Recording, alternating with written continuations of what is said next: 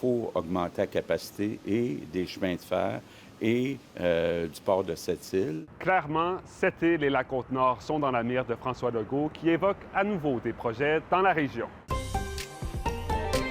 Des projets au port de Sept-Îles et sur les chemins de fer de la fosse du Labrador ont été mentionnés en marge du Conseil de la Fédération.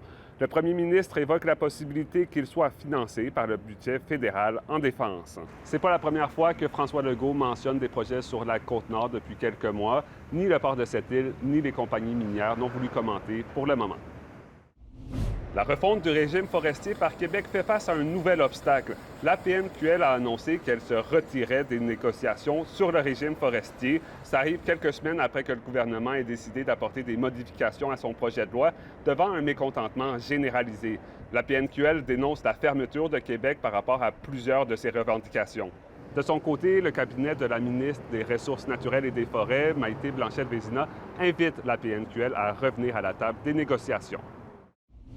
Attention sur les routes. 2 cadettes de la SQ vont patrouiller à vélo tout l'été à cette île. Leur but, c'est de faire de la prévention auprès d'une panoplie de résidents, notamment les personnes âgées, les enfants dans les CPE et les nouveaux arrivants.